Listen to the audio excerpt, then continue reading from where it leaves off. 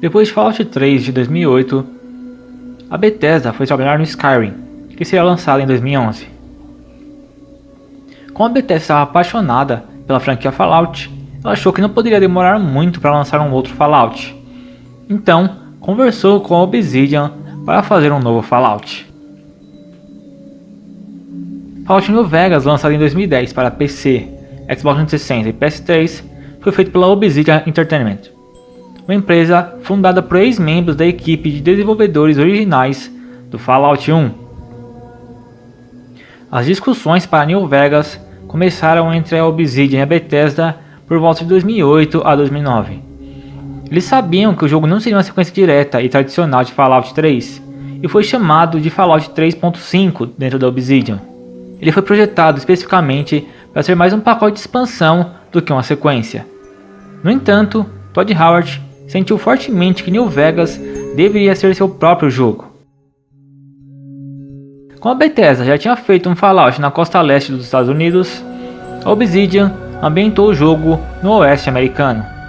A Obsidian enviou um pitch de 3 páginas para a Bethesda para o projeto que eles chamaram de Fallout Sin City.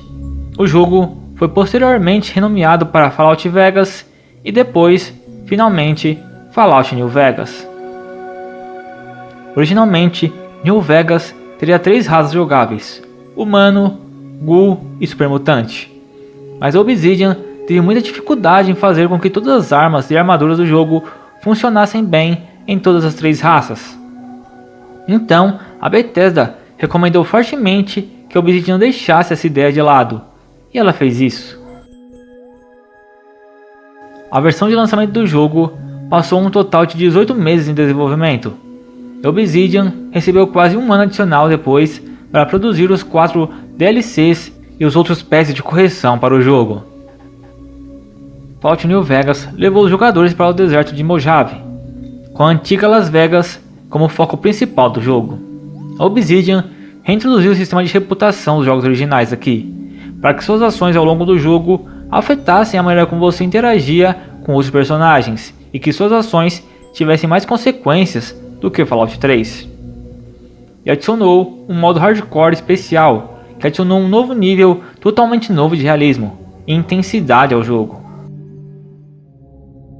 A Obsidian também fez alguns ajustes bem-vindos ao combate, adicionando ataques específicos do VATS, enquanto implementava também miras de ferro na maioria das armas, para que você pudesse mirar com precisão sem ter que depender do VATS. Ela também introduziu modificações de arma de fogo, assim como a habilidade de criar sua própria munição. É claro que com grande parte do jogo sendo ambientado em New Vegas, ela também permitia que você visitasse cassinos para jogar mini-jogos de apostas, incluindo roleta, caça-níqueis e blackjack, para o jogador poder brincar e ganhar algum dinheiro. Novamente aqui em New Vegas, assim como no Fallout 3 base, o jogador não pode continuar jogando o jogo após zerá-lo. Dessa vez, isso aconteceu porque a equipe não tinha tempo para implementar esse sistema e colocar as coisas para o jogador fazer no mundo depois de terminar a história principal. E aqui, novamente, tem também um limite de nível, com o jogador podendo chegar só até o nível 30 no jogo base. Como o Fallout New Vegas não era uma sequência numerada de Fallout, ele foi feito em cima da base tecnológica do Fallout 3. Então muitos dos problemas do Fallout 3 é visto aqui no New Vegas.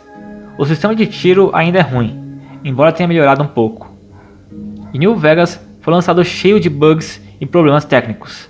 Até hoje é o Fallout mais bugado que existe. Para você ter uma ideia, tanto a versão de PC quanto a de PS3 receberam 7 patches para corrigir bugs e problemas técnicos. Mas se New Vegas não era uma evolução tecnológica em comparação ao Fallout 3, ele evolui demais todo o sistema de RPG, ofuscando o trabalho feito pela Bethesda no Fallout 3. Fallout New Vegas elevou o nível de liberdade de RPG, não apenas para a série Fallout, mas para o gênero RPG como um todo, com uma escrita incrível e personagens cativantes, que para muitos eram bem melhores que Fallout 3. Em Fallout New Vegas, você joga com o entregador do Mojave Express, que sai para entregar um pacote misterioso. No caminho, você é pego em uma emboscada e deixado para morrer. Você se recupera e vai atrás do pacote roubado, e antes que você perceba, você se vê preso em algo muito maior. Uma polêmica de New Vegas que é mal explicada por muita gente até hoje é a polêmica do bônus da Bethesda para Obsidian. Eu vou explicar aqui. No contrato da Bethesda com Obsidian, tinha um termo que se Fallout New Vegas atingisse a nota 85 no Metacritic, a Bethesda pagaria um bônus para Obsidian. Tem que deixar isso bem claro, era um bônus, não tinha nada a ver com o pagamento principal. Então, New Vegas lançou e ficou com nota 84 no Metacritic, e não ganhou o bônus da Bethesda. Muita gente coloca isso como maldade da Bethesda, mas não foi, é pura mentira isso. O pagamento pelo desenvolvimento do jogo foi feito normalmente. Esse bônus, na verdade, quem colocou no contrato foi a Bethesda. Acredito que foi para motivar a Obsidian a fazer um bom jogo. Muita gente fica brava com isso porque depois do lançamento de New Vegas, a Obsidian demitiu alguns funcionários. E certas pessoas colocaram a culpa dessas demissões da Obsidian na falta do bônus de contrato do New Vegas. O que é bizarro e mentiroso. Ninguém na empresa faz conta do salário dos funcionários com base em bônus, cara. Se alguém fizer isso, é um completo incompetente. Fallout New Vegas ainda recebeu 4 DLCs. A primeira foi a Dead Money, em que você, o mensageiro, é atraído para um bunker abandonado da Brotherhood of Steel por um sinal misterioso. Depois você é nocauteado e acorda com uma coleira de escravo em volta do pescoço e recebe uma mensagem do ancião desaparecido da Brotherhood of Steel, Father Elijah. Ele quer que você, junto com outros que foram capturados, procure o tesouro da Sierra Madre, ou morra tentando fazer isso.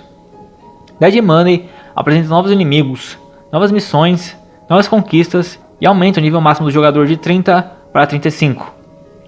A segunda DLC foi o Honest Hearts.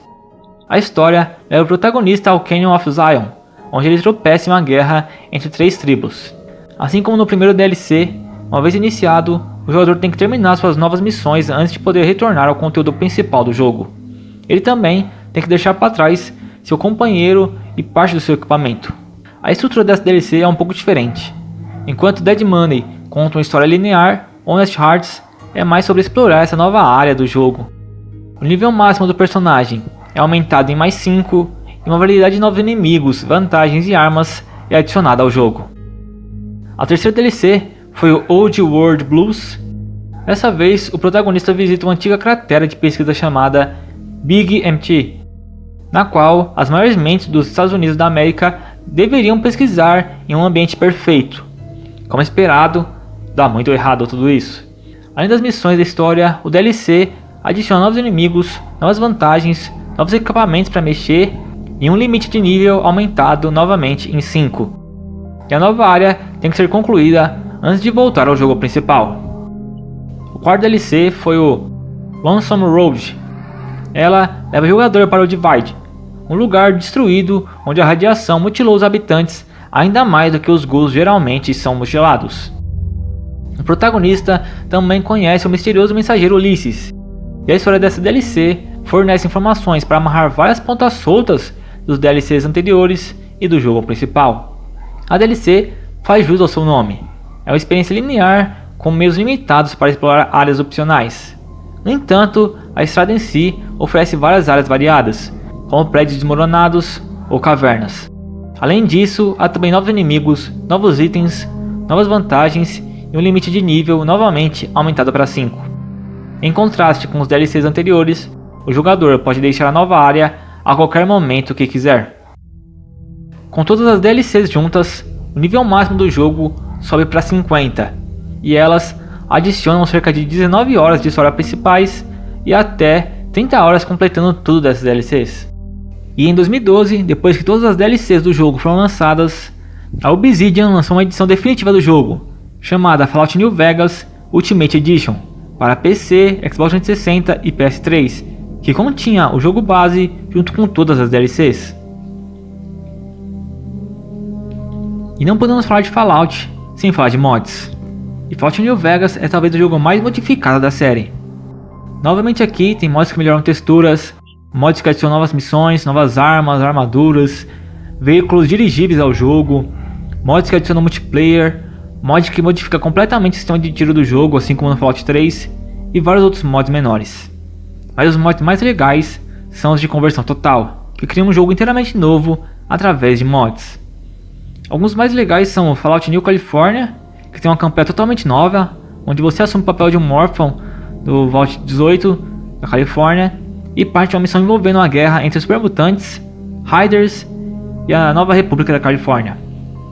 6 novos companheiros podem se juntar a você em uma área totalmente nova na Black Bear Mountain National Forest e está disponível para explorar. Outro também é o Fallout The Frontier.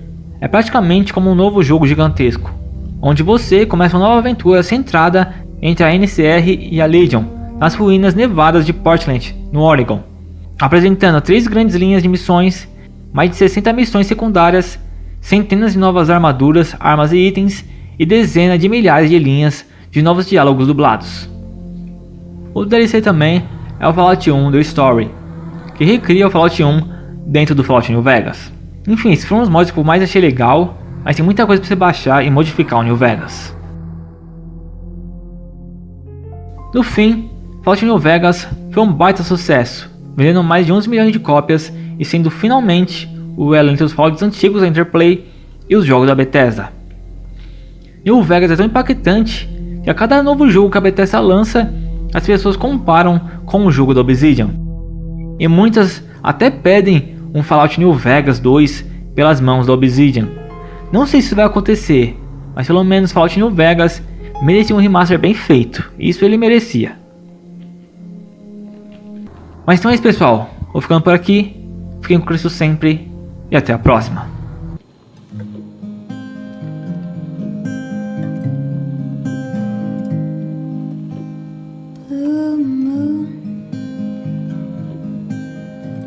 You saw me standing alone, without a dream in my heart, without a love of my own. Blue moon, you knew just what I was there for. You heard me saying a prayer for someone